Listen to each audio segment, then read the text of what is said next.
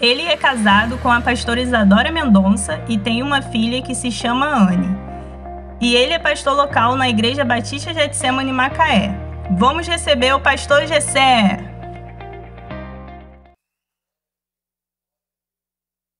Glória a Deus. Estamos muito modernos, irmãos. Glória a Deus. Sempre fui em congressos, conferências e vi as pessoas sendo apresentadas assim. Deus é bom. Amém, irmãos? Glória a Deus. Estamos aqui. Eu amo luz. O povo gosta de clima bonito, mas gosta de luz. Então vou estragar o negócio. Porque o pessoal gosta de boniteza. Eu gosto de luz. Glória a Deus. Iluminei. Glória a Deus. Até porque a letra da minha Bíblia é um pouco pequena. Se eu não tiver bastante iluminação, não consigo enxergar. Amém? Amém, irmãos? Quantos vocês estão felizes por estar aqui? Diga glória a Deus. Estamos nessa conferência que estamos finalizando um ano em que ministramos sobre propósito, falamos tanto sobre propósito, estamos aqui para, de fato, terminar esse ano, concluir esse ano que ainda não fechou, mas para sair daqui com essa mentalidade, com essa convicção daquilo que Deus tem para as nossas vidas e de como nós devemos nos posicionar diante disso. Amém? Quero que você se coloque de pé. Abra sua Bíblia junto comigo.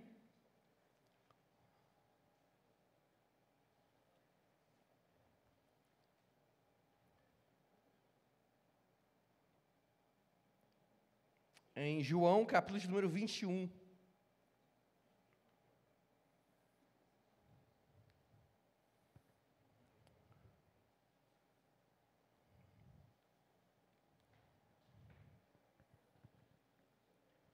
Diz o seguinte, o verso de número 17. João 21, 17 diz o seguinte: pela terceira vez, ele lhe disse: Simão, filho de João, você me ama? Pedro ficou magoado, porque Jesus lhe ter perguntado pela terceira vez: você me ama? E lhe disse: Senhor, tu sabes todas as coisas, e sabes que te amo. E disse-lhe Jesus: cuide das minhas ovelhas. Digo a verdade, quando você era mais jovem, vestia-se e ia para onde queria, mas quando for velho, estenderá as mãos, e outra pessoa o vestirá, e o levará para onde você não deseja ir. Jesus disse isso para indicar o tipo de morte com a qual Pedro iria glorificar a Deus. E então lhe disse: siga-me. Agora abra comigo em Mateus, capítulo número 4.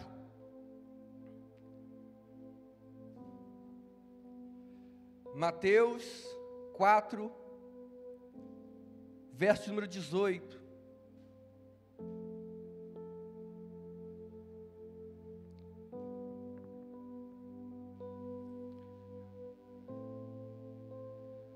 Diz o seguinte: andando à beira do mar da Galileia, Jesus viu dois irmãos, Simão, chamado Pedro, e seu irmão André. Eles estavam lançando redes ao mar, pois eram pescadores. E disse Jesus: sigam-me, e eu os farei pescadores de homens. Quero orar com você. Pode colocar sua mão sobre o seu coração. Pode fechar os seus olhos. Pai, nós te engrandecemos nessa noite, Pai. Pai, nós te bendizemos, Pai, porque nós cremos que foi o Senhor quem preparou tudo isso, Pai. Pai, estarmos aqui, respirarmos, Pai. Pai, mais um dia o Senhor nos deu. Pai, graça nos foi concedida para estarmos aqui. Pai, nós queremos agradecer ao Senhor, Pai, por tudo que o Senhor gerou, não apenas no meu coração, mas no coração de cada um aqui. Pai, porque caminhamos esse ano em uma mentalidade, em um direcionamento. Pai, chegamos aqui essa noite, Pai, muito foi sonhado, muito foi desejado, mas eu creio que tudo foi gerado no teu coração. Pai, nós estamos nessa conferência, Pai, que tem por título Vivendo o Propósito. Nos ajuda, Espírito Santo, a não apenas compreender o nosso propósito, a não apenas conhecer o nosso propósito, mas a pôr em prática tudo aquilo que nós temos recebido do Senhor. Pai, nós estamos aqui, somos teus filhos. Usa a minha vida, fala ao nosso coração. Em nome de Jesus nós oramos. Você pode dizer amém? Pode se assentar no seu lugar.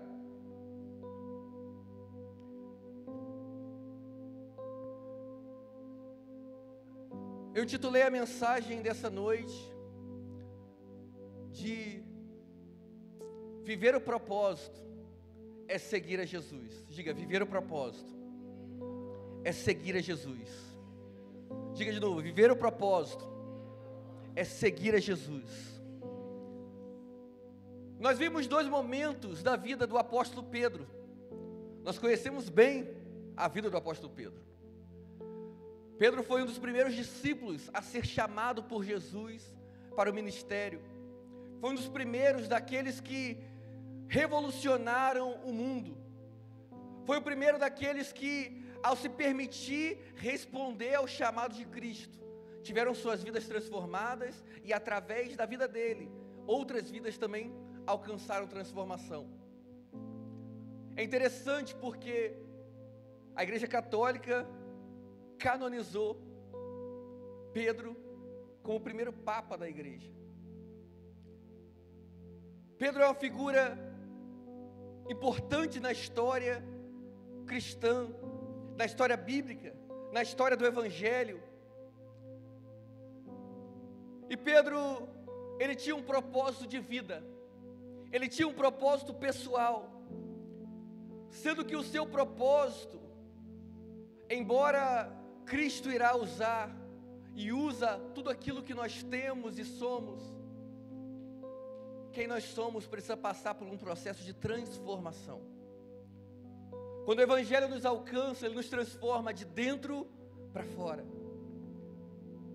E eu comecei propositalmente de trás para frente, de um Pedro que foi transformado por Cristo, para um Pedro que foi inicialmente chamado por Cristo. E eu digo que viver o propósito é seguir a Cristo, porque em ambos os textos, Cristo diz a Pedro, siga-me. E a pergunta que eu te faço essa noite é, por que você está aqui? O que te trouxe aqui? Por que você faz parte do Evangelho? Por que você se diz um cristão? Por que você faz parte de uma membresia de uma igreja?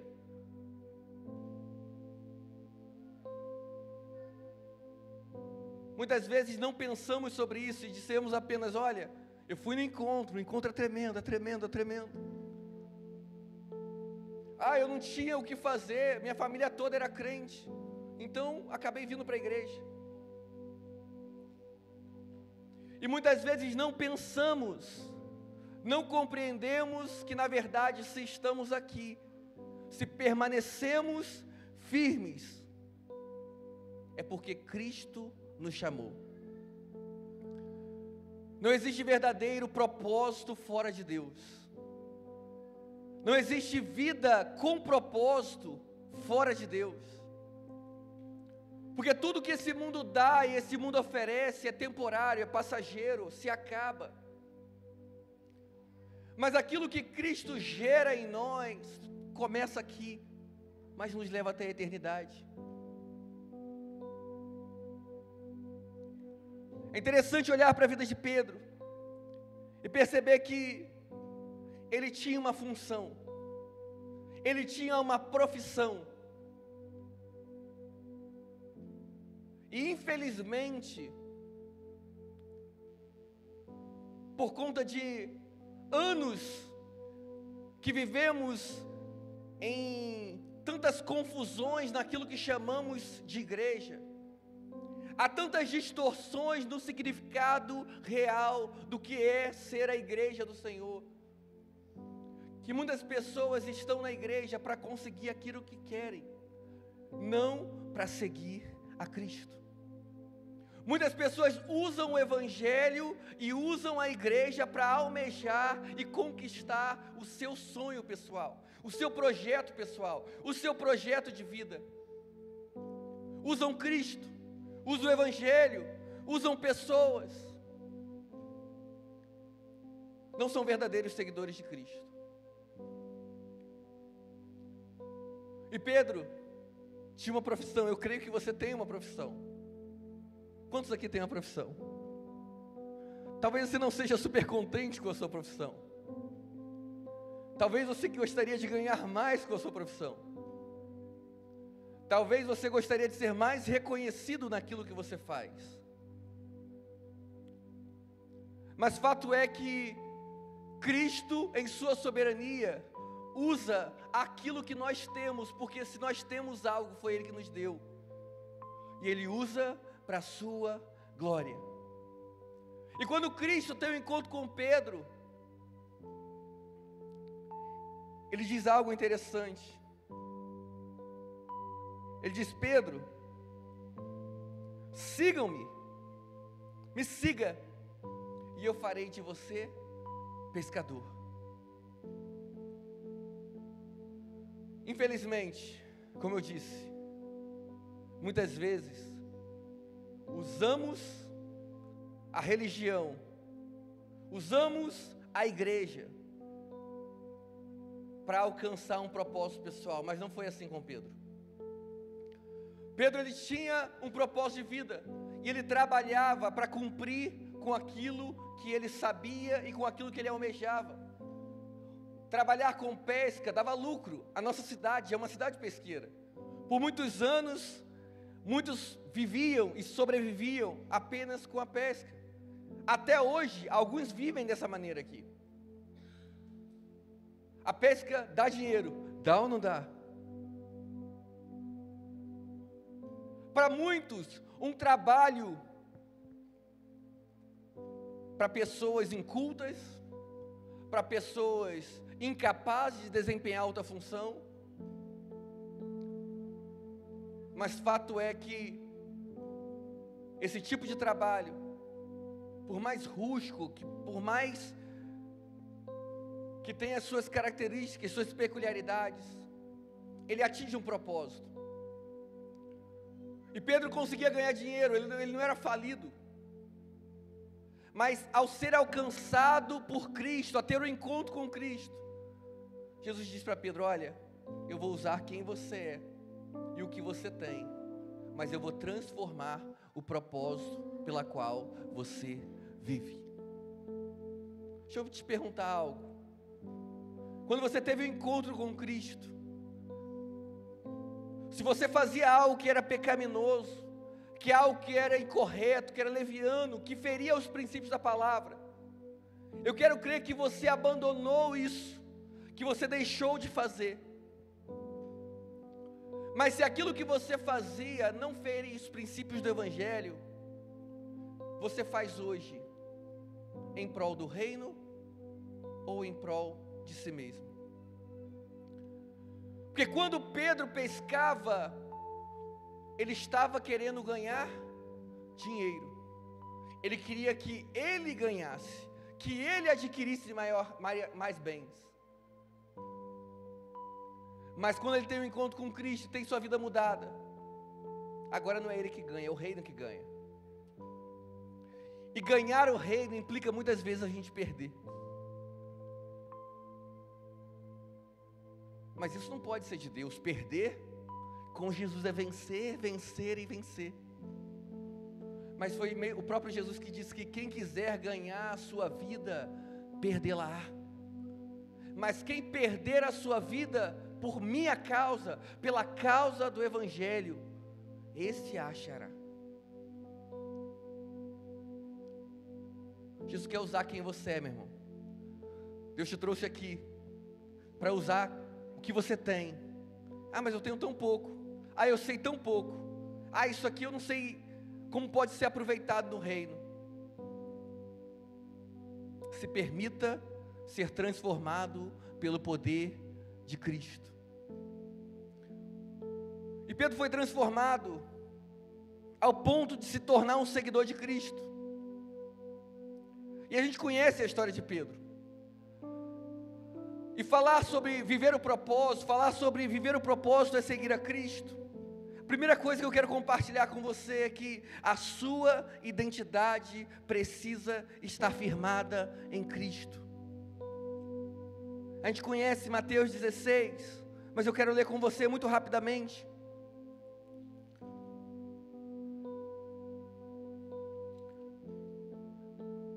Mateus 16, a partir do verso 16, o seguinte: Simão Pedro respondeu diante da pergunta de Cristo: quem vocês dizem que eu sou? E disse: tu és o Cristo, o Filho do Deus vivo. E respondeu Jesus: feliz é você, Simão, filho de Jonas, porque isso não foi revelado a você por carne ou sangue, mas por meu Pai que está nos céus. E eu digo que você é Pedro, e sobre esta pedra edificarei a minha igreja, e as portas do Hades não poderão vencê-la. Uma vez que Pedro respondeu ao chamado de Cristo de seguir, certa vez ele é indagado pelo próprio Cristo o que as pessoas estavam dizendo, e a gente conhece esse texto, você já ouviu várias mensagens sobre isso, mas fato é que, diferente de Pedro, muitas vezes o que dizemos são apenas aquelas palavras que ouvimos no altar, são apenas aquelas palavras que ouvimos no GP, nós só reproduzimos aquilo que estamos ouvindo, mas não temos a revelação de quem Cristo é. Quem Cristo é para você? Quem Cristo é para você? Você não irá viver o propósito de Deus para a sua vida enquanto você não firmar a sua identidade na pessoa de Cristo.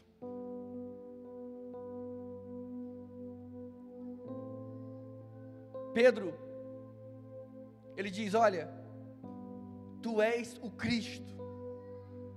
E a resposta de Jesus, ele é mais surpreendente, na minha opinião, que a própria resposta de Pedro. Porque a Bíblia vai dizer que não foi Pedro de si mesmo que deu aquela resposta. Aí Jesus vira para Pedro e diz: olha, porque você disse, porque você teve essa revelação, eu quero te dar também uma revelação acerca de quem você é. Tu és Pedro, tu não és apenas Simão, tu és Pedro. E sobre esta pedra edificarei a minha igreja. Talvez você já ouviu falar sobre esse trocadilho da palavra grega. A palavra que Jesus utiliza para Pedro é similar à palavra que ele utiliza sobre pedra. Uma é Petros, outra é Petra. Qual a diferença de Petros para Petra? Petros, Petrobras, nada a ver.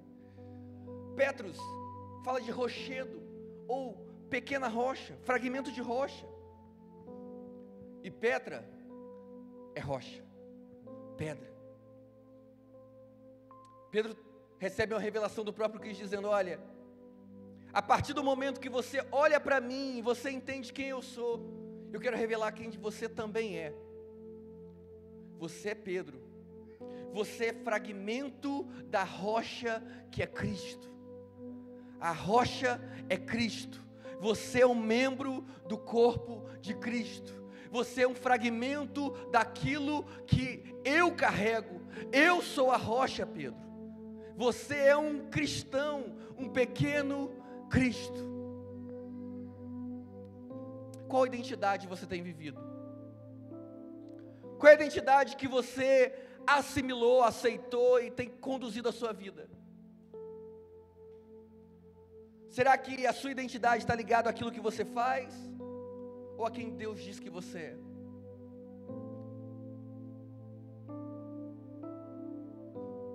Trabalho no Instituto de Previdência. E muitas pessoas têm a sua identidade ligada àquilo que faz. E faz por muitos anos. E ela fala: eu sou um contador. Eu sou um professor. Quem você é?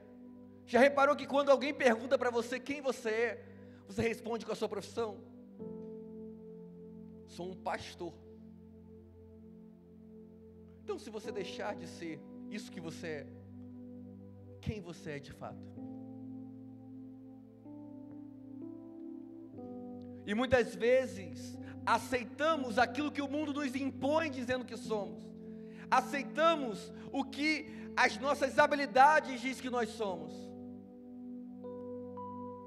Mas se você diz que você é um pescador e você não pode mais pescar, eu te pergunto, quem você é?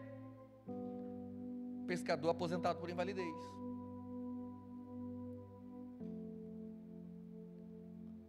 Jesus revelou para Pedro: olha, Pedro, o que você faz é importante, mas o que você faz não define quem você é. Quem define quem você é sou eu. Nós somos definidos por Cristo, amém, irmãos? Ele é o verbo vivo de Deus. Quem define quem nós somos é Ele. Quem nos dá propósito é Ele. Enquanto você não entender isso, você vai buscar em coisas e em pessoas aquilo que só Cristo pode te dar. Só a identidade de Cristo pode dar aquilo que você busca em outras pessoas, em outros lugares. Se você quer viver o propósito seguindo a Cristo em primeiro lugar, você precisa afirmar a sua identidade na pessoa de Cristo. Quando Cristo está no deserto, ele é tentado pelo diabo, o diabo vira para ele: olha, se tu és o Filho de Deus, transforma essas pedras em pão. Se tu és. O que tem posto em dúvida a sua identidade? Será que é o inimigo? Será que é o seu próprio coração? Será que são as pessoas?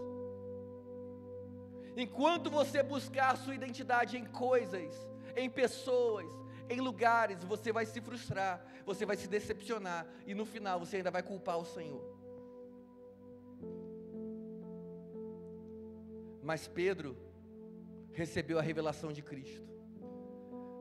Segunda coisa que eu quero compartilhar é que, além dele receber a identidade do próprio Cristo, ele recebeu a autoridade do próprio Cristo. Olha o que diz o verso 19: eu darei a vocês as chaves do reino dos céus. O que você ligar na terra terá sido ligado nos céus, o que você desligar na terra terá sido ligado nos céus.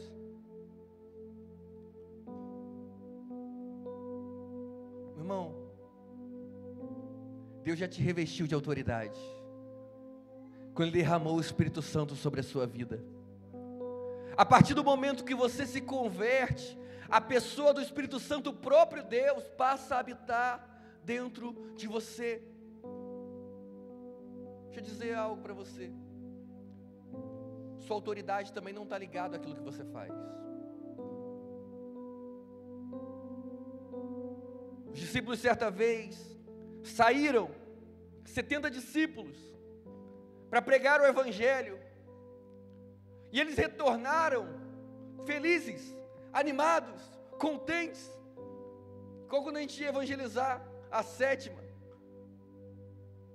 quando tinha os shows, e a gente voltava animado, feliz, e eles voltaram todos animados, e eles falaram: olha, a gente começou a expulsar um monte de capeta, um monte de demônio, a gente falava, e os demônios, falava tem, e os demônios saíam, falava está repreendido em nome de Jesus, e os demônios saíam. Jesus disse para ele: olha, não se alegrem, porque os demônios se submetem a vocês. A sua alegria deve estar, porque o seu nome está escrito nos céus. A autoridade já foi derramada sobre vocês. Jesus diz: vos dei autoridade para pisar serpente e escorpiões. Mas sabe o que a gente espera? Que termine o culto e a gente venha aqui na frente, o pastor ore, impõe as mãos, unja com o óleo, libere uma palavra profética, para então receber a autoridade. A gente é muito místico, irmão. A autoridade já foi liberada, e não foi o homem que liberou, foi o próprio Cristo. Nós nos movemos na autoridade do próprio Cristo. Nós somos discípulos de Cristo. Você pode dizer amém por isso? Foi Cristo quem nos comissionou, foi Cristo quem nos chamou, foi Cristo quem nos elegeu. É Ele quem nos capacita, é Ele quem nos envia. Por que esperar de homens? É muito interessante porque a Bíblia vai usar a autoridade ligado à vestimenta. E se você está na rua, e você viu que o sinal abriu, o semáforo está aberto, e agora o semáforo tem aquela luzinha que vai acompanhando, aí você fala, vai dar, eu sei que vai dar, e você acelera mais um pouco, porque eu vou passar, mas se chegar alguém fardado, e levantar a mão, e apitar então, misericórdia, você vai pisar no freio, você vai puxar o freio de mão, você vai fazer alguma coisa para o carro parar, porque aquela pessoa está vestida de autoridade. Meu irmão, Deus já te revestiu de autoridade, Cristo já te revestiu de autoridade, autoridade contra os principados, potestades e toda a obra do mal. Você não precisa de óleo ungido, você não precisa de coisas, você tem uma pessoa, que é o próprio Cristo, que te capacita e te autoriza a ir em nome dEle, a se mover em nome dEle. Jesus diz, siga-me, dizendo, aquilo que eu fiz, vocês farão ainda maiores essas obras. Mas se vocês se moverem na autoridade que vocês já receberam. Por último, o texto bíblico vai dizer que, verso 20 de Mateus 16, então Jesus advertiu a seus discípulos que não contassem a ninguém que ele era o Cristo. Pedro recebe a revelação da sua identidade através de Cristo. Pedro recebe autoridade através da pessoa de Cristo. E Pedro recebe uma direção do próprio Cristo. Você quer viver o propósito de Deus para a sua vida? Você precisa seguir as direções que Cristo dá para a sua vida. Qual direção Cristo está te dando hoje? Talvez você fale, eu não sei, eu estou perdido. Eu quero te ajudar.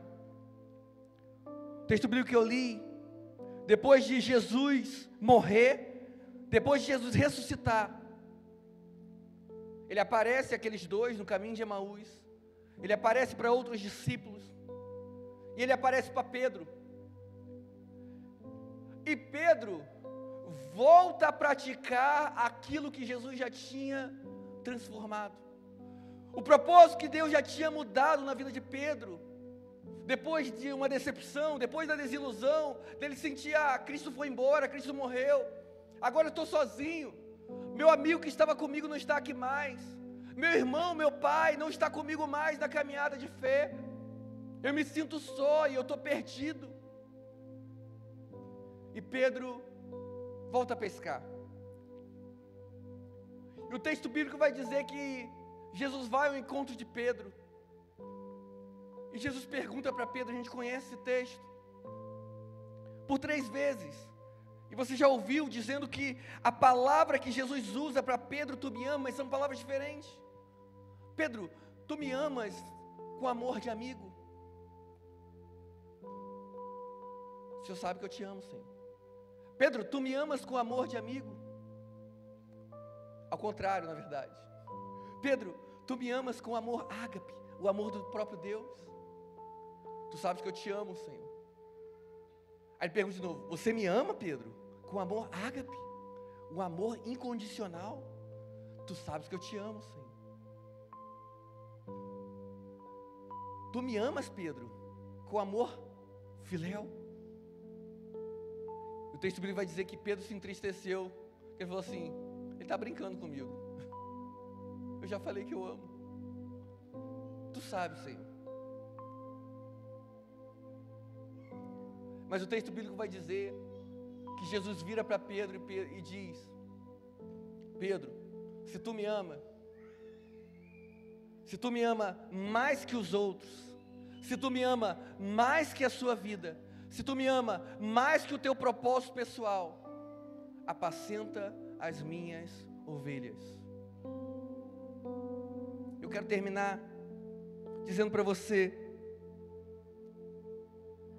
que seguir a Cristo é cumprir o ID, pregar o Evangelho, compartilhar as boas novas, mas cuidar das ovelhas que Deus tem confiado a nós. Muitas vezes a gente fala assim: quem tem que cuidar é o pastor que cuida de ovelha.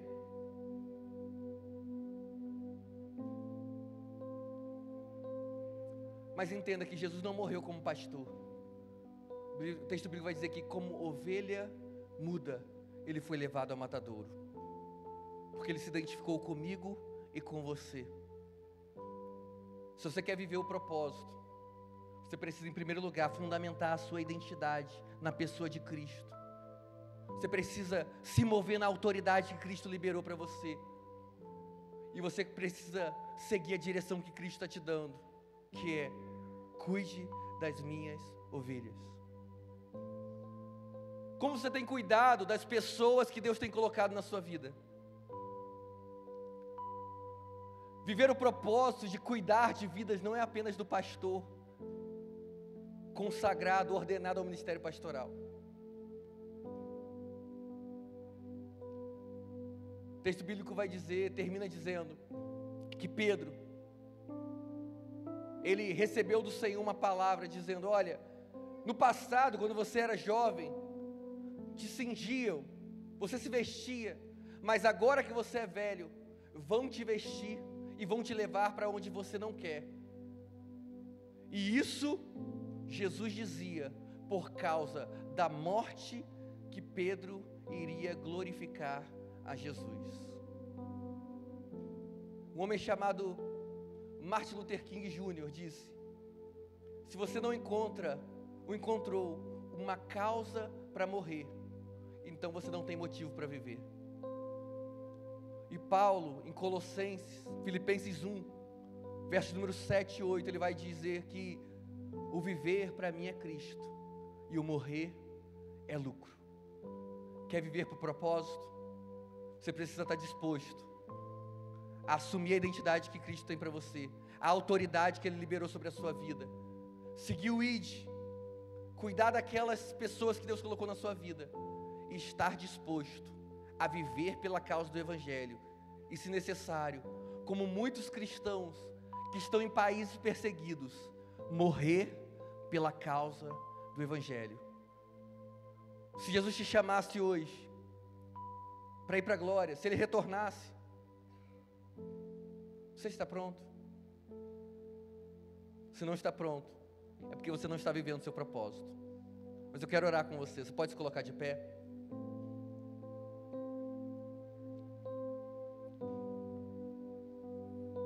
Pode fechar os seus olhos, curvar sua cabeça. Senhor, nós estamos aqui, Pai. Pai, nós cremos, Pai, que assim como Pedro tivemos um encontro contigo, fomos transformados pelo Senhor. Pai, nessa noite, nós te pedimos, Pai, que nos ajude a praticar, a viver, Pai, viver disposto a morrer. Pai, morrer pela Tua causa, morrer pelo Teu Evangelho, morrer por amor ao Teu nome, Senhor. Pai, que esse não venha a ser apenas um discurso vazio, uma fala para impressionar pessoas, mas que no nosso coração, coisas que nos interferem, que nos impedem de viver o Teu propósito, já tenham morrido, Senhor. Pai, que nós venhamos sacrificar nessa noite relacionamentos, pessoas, Pai, coisas, Pai, objetivos, propósitos fora de Ti. Pai, que o Senhor mate dentro de nós tudo aquilo que nos impede de ver o Teu propósito. Mate, Senhor. Pai, que nós possamos subir o Moriá essa noite, entregar, Pai, o Isaac, entregar o nosso coração diante do Senhor. Porque muitas vezes, Pai, estamos na Tua casa, conhecemos e sabemos o propósito e a direção que o Senhor tem para nós, mas muitas vezes estamos muito vivos para nós mesmos, vivos para os nossos sonhos, vivos para os nossos propósitos. Mas nessa noite nós te pedimos, Senhor, alinha o nosso coração, Pai, que nós possamos desejar aquilo que Tu desejas, que nós possamos amar aquilo que Tu amas, Pai, que nós possamos odiar aquilo que Tu odeias, Pai, que possamos viver para a Tua glória, Pai, possamos viver, Pai, para honrar o Teu nome, Pai. Pai, que a nossa vida, quando ela se findar nessa terra, ela continue glorificando o Teu nome, e as pessoas possam reconhecer que através da nossa vida, o Teu nome foi engrandecido, foi glorificado. Em nome de Jesus nós oramos. Amém, Jesus. Você pode aplaudir o Senhor essa noite.